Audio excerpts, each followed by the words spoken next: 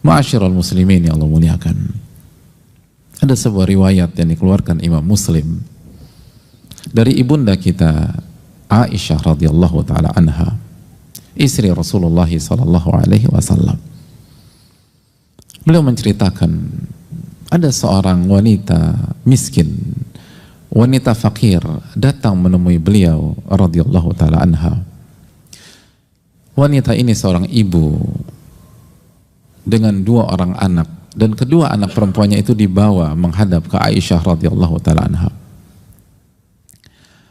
Maka Aisyah menceritakan ketika 3 orang ini datang, ibu dan kedua putrinya, Aisyah memberikan 3 butir kurma kepada mereka bertiga. Aisyah radhiyallahu taala anha ada sosok yang sangat dermawan, sosok yang kalau memberi totalitas, hadirin. Beliau pernah mendapatkan miliaran, kalau kita konversikan dengan rupiah pada miliaran, dan beliau tidak sisakan sedikit pun untuk dirinya.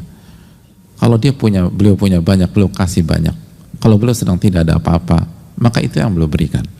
Beliau memberikan 3 butir kurma kepada ibu dan 2 putrinya tersebut. Maka sang ibu dengan insting keibuannya memberikan anaknya 1 kurma dan 1 kurma. 1 untuk si ibu, 1 untuk anaknya, dan 1 untuk anaknya. Dan terbagilah 3 kurma itu dengan adil. Maka setelah ibu itu memberikan kurma kepada kedua anaknya, ia mengangkat tangannya dan dalam rangka memasukkan kurma itu ke mulutnya. Begitulah penurutan Aisyah menceritakan kepada kita. Begitu kurma itu akan ia makan, maka istat'amatha ibnataha, kedua anak perempuannya itu meminta kurma sang ibu, menunjukkan bahwa sang anak masih lapar. Coba bayangkan kita sedang umroh atau kita sedang haji di sana, begitu lapar, lalu kita mendapatkan makanan tapi hanya 1 butir kurma. Apakah itu akan mengenyangkan perut kita? Jawabannya tidak. Apalagi orang Indonesia, kalau belum ketemu nasi artinya belum makan. 1 kurma adalah sebuah kenikmatan, tapi apakah bisa menghilangkan rasa lapar? Tidak. Kira-kira demikianlah yang dialami oleh 2 putrinya. Mereka sudah makan, tapi mereka masih ingin untuk menghilangkan rasa lapar dalam perut kedua putrinya tersebut. Dan kurma tinggal 1, hadirin. Maka ketika melihat kedua putrinya meminta kurma yang merupakan bagiannya, sang ibu tanpa mengucapkan 1 patah kata apapun juga, ia mengurungkan niatnya untuk memakan kurma tersebut. Lalu ia belah 1 butir itu menjadi 2 belah bagian. Lalu 1 ia berikan kepada anak yang pertama dan 1 dia berikan kepada anaknya yang kedua. Maka kedua anak itu makan setengah kurma ibunya tersebut, jadi 1,5 dan 1,5. Dan ibunya tidak memakan apapun. Tidak makan apapun. Semuanya diberikan kepada kedua putrinya. Lalu Aisyah mengatakan, aku terkejut dengan sikap sang ibu tersebut. Aku terkagum-kagum dengan tindakan yang dilakukan oleh sang ibu. Maka begitu Nabi SAW pulang, Aisyah langsung memberitahukan kejadian ini kepada Nabi SAW. Hadirin Allah muliakan, ketika Nabi SAW mendengar cerita dari istri tercintanya tersebut, apa kata Rasulullah SAW? Beliau menjelaskan, innallaha aujaba laha bihal jannah wa ataqaha laha minan nar. Sesungguhnya Allah Subhanahu wa taala telah mewajibkan wanita ini untuk masuk surga, dan Allah mewajibkan dia tidak boleh masuk ke dalam neraka. Allah mewajibkan wanita ini masuk ke dalam surga karena perbuatannya itu, dan Allah pastikan wanita ini selamat dari api neraka. Hadirin, karena kurma, hadis yang luar biasa. Tapi apakah hanya sebatas kurma? Apakah dengan sesimpel itu? Kalau sesimpel itu, sediakan stok kurma sebanyak-banyaknya di rumah kita. Ini bukan tentang kurma. Ini kabar gembira bagi setiap orang yang bisa mengungkapkan kasih sayangnya. Dan secara spesifik, ini adalah kabar gembira kepada jamaah sekalian, para pejuang keluarga, para kepala rumah tangga.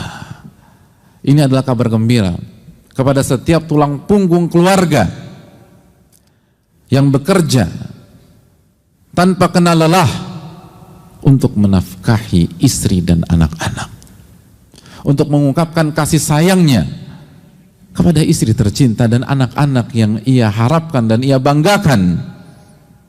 Kalau setengah atau 1/2 kurma yang disampaikan oleh sang ibu ini dengan keikhlasan dan ketulusan, dan ini cara beliau mengungkapkan kasih sayangnya, bisa membuat Nabi kita sallallahu alaihi wasallam bersabda, "Aujabalaha bihal jannah."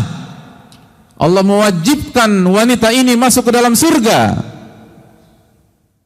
Bukankah ini kabar gembira bagi kita? Kita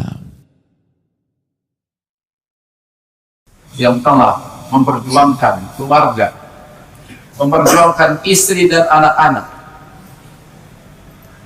dan tidak peduli secapek apapun, seletih apapun, yang penting istri bisa makan pada bulan, yang penting anak-anak bisa sekolah pada tahun ini. Dan seringkali kita tidak berhenti,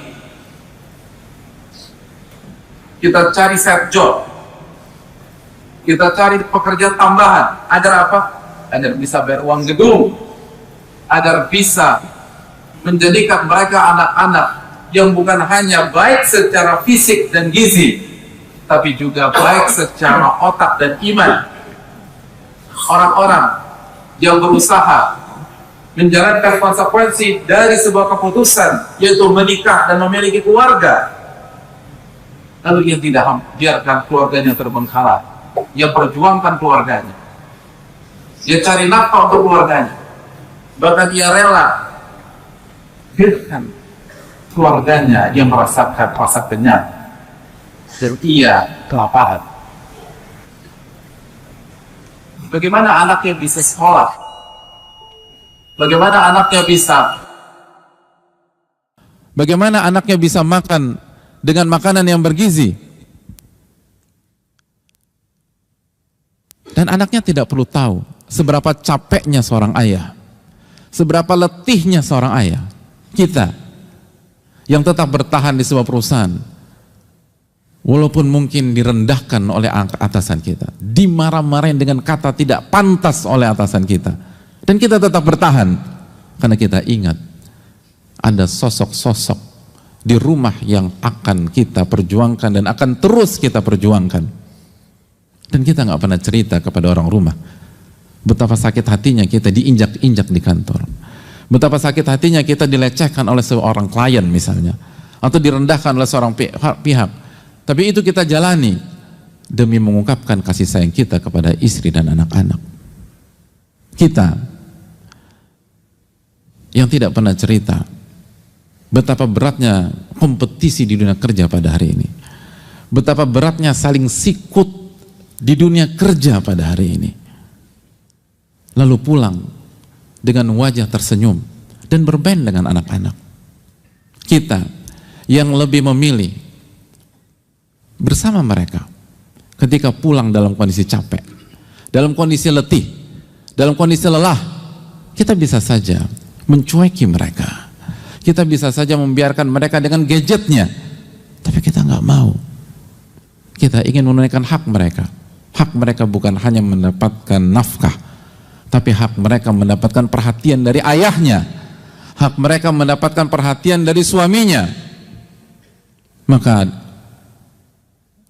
daripada kita memilih mengeluh, kita lupakan rasa lelah kita lupakan rasa perih kita Kita lupakan rasa berat kita, dan kita lupakan rasa ngantuk kita, dan kita memilih untuk makan malam bersama mereka, mendengar cerita-cerita istri kita, dan mendengar pengalaman-pengalaman indah anak-anak kita pada saat di sekolah. Hadirin, mungkin gak ada yang tahu, mungkin kita tidak sampaikan di sosial media kita, tapi Allah tahu. Allah melihat, As-Sami'ul Basir, melihat bagaimana beratnya kita mencari sesuap nasi untuk mereka. Allah As-Sami'ul Basir, yang maha mendengar dan maha melihat, mengetahui betapa beratnya perjuangan kita untuk mencari rizki yang halal untuk mereka. Allah As-Sami'ul Basir, mengetahui dan melihat bagaimana beratnya menghadapi pihak-pihak yang merendahkan, menjatuhkan dan menginjak-injak kita, dan kita tetap bersabar. Karena itulah jalan harta yang halal pada saat ini, dan kita ingin mengungkapkan kasih sayang kita untuk mereka, dan mereka di rumah harus makan dari harta yang halal. Kita yang memilih harta yang halal dibanding harta yang haram, walaupun harta haram di depan mata kita. Memang tidak ada manusia memuji pada saat kita memberikan pilihan yang tepat. Memang tidak ada manusia memberikan reward ketika kita mengatakan tidak pada harta haram tersebut. Tapi Allah maha melihat, Allah maha melihat, Allah maha mengetahui, dan Allah tidak mungkin menyia-nyiakan hamba-hambanya. Faman ya'mal mithqala dzarratin khairan yarah. Barang siapa yang mengerjakan sebuah kebaikan walaupun sebesar partikel yang paling kecil, maka dia akan mendapatkan panennya, dia akan mendapatkan dampak positifnya di dunia maupun di akhirat. Maka inilah kabar gembira bagi kita semua, bahwa Allah Subhanahu wa taala mengatakan wajib bagi wanita ini masuk surga, dan wajib bagi setiap orang yang menjalani kehidupan seperti wanita ini masuk ke dalam surga Allah Subhanahu wa taala. Maka jangan berkecil hati. Jangan ragu untuk mengatakan tidak pada harta haram. Jangan ingin mengharapkan reward dari manusia. Manusia memang zuluman jahula, hadirin. Manusia memang sering melakukan kezaliman dan bodoh. Banyak manusia tidak mengerti bagaimana mengapresiasi sikap baik kita. Tapi Allah Al-Alimul Khabir, Allah maha mengetahui, dan Allah tidak akan melupakan. Wa ma kana rabbuka nasiya, Allah tidak pernah lupa. Rabbmu itu, kata Allah, tidak pernah lupa, seluruh tercatat, seluruhnya Allah ketahui. Maka teruslah menjadi seorang suami yang bertanggung jawab, teruslah menjadi seorang ayah yang bertanggung jawab, teruslah menunaikan hak mereka. Walaupun mereka tidak tahu, anak kita yang usia baru bulanan, anak kita yang berusia 1 tahun, 1,5 tahun, 2 tahun, 3 tahun, 4 tahun, bahkan anak kita yang sudah remaja, mereka seringkali tidak tahu betapa capeknya ayah mereka mencari makan untuk mereka. Mereka tidak pernah tahu bagaimana beratnya kita mencari sesuap nasi untuk mereka. Mereka nggak pernah tahu bagaimana beratnya direndahkan dan bagaimana capeknya diinjak-injak oleh orang-orang di atas kita. Dan mereka tidak perlu tahu, dan kita tidak perlu curhat kepada mereka. Kenapa demikian? Karena kita dididik dengan iman, kita dididik dengan tauhid, kita dididik bahwa yang penting adalah Allah kita yang tahu. Allah Subhanahu wa taala yang memiliki alam semesta, Allah Rabbul Alamin, dan Allah tidak mungkin zalim. Wa annallaha laisa bidzalamin lil abid, dan Allah tidak mungkin menzalimi hamba-hambanya. Yang harus kita lakukan tetap menjaga keikhlasan, dan terus bertanggung jawab, dan terus mengungkapkan rasa cinta kita kepada keluarga, rasa cinta kita kepada anak-anak, dan rasa sayang kita kepada mereka, dan terus memprioritaskan mereka dibanding kita. Maka kita berada di jalan yang tepat, dan kita berjalan di jalan Siratul Mustaqim, asal niat kita karena Allah, dan niat kita adalah mencari ridha Allah Tabaraka wa Ta'ala di jalan Allah Subhanahu wa Ta'ala. Aqulu qouli hadza wa astaghfirullah wa lakum.